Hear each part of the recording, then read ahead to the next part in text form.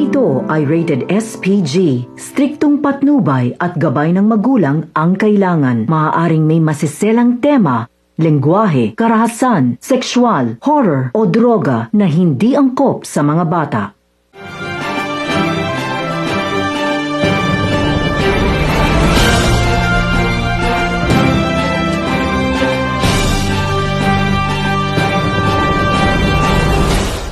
Magandang umaga mga kababayan.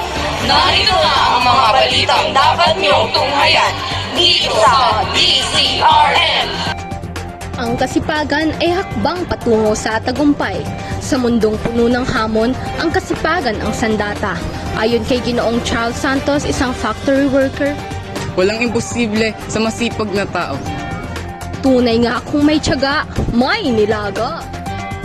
At ang pagpupunyagi, huwag sumuko, may ginhawang darating. Si Aling Teresa, isang tindera sa palengke, ay isang patunay na hindi hadlang ang kahirapan tungo sa tagumpay.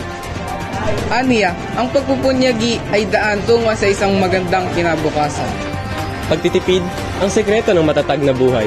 Sa taas ng presyo ng bilihin, ang matalinong paggastos ay mahalaga. Sabi ni Ginang Marites de la Cruz, isang financial expert. Ang maliit na ipon ngayon ay malaking ginhawa bukas. Kaya tipid-tipid din. Wastong pamahala ng naimpok. Huwag sayangin ang pinaghirapan. Hindi lang pag-iimpok ang mahalaga. Dapat ay alam din natin kung paano ito palaguin. Ayon sa mga eksperto, ang tamang paghawak ng pera ay daan sa mas maunlad na kinabukasan. Inspirasyon para sa kabataan.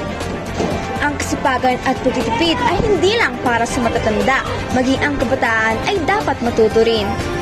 Mas okay na magsimula na maaga kaysa magsisi sa huli. Ani na isang estudyante. Maliit man o malaki, bawat hakbang ay mahalaga. Kahit maliit na hakbang, basta tuloy-tuloy, siguradong may patutunguhan. Magsimula sa simpleng pagtitipid at pagsisikap sa huli. Ito ang magiging daan sa tagumpay. Pagbabago nagsisimula sa iyo. Sa kasipagan at pagbubunyagi at tamang diskarte, walang imposible. Ang tanong, kailan ka magsisimula? DCRM 102.9, tagapaghatid ng mga nagbabagang balita. Walang kinikilingan, tanging sa katotohanan lamang. Ito ang DCRM, boses ng sambayanan.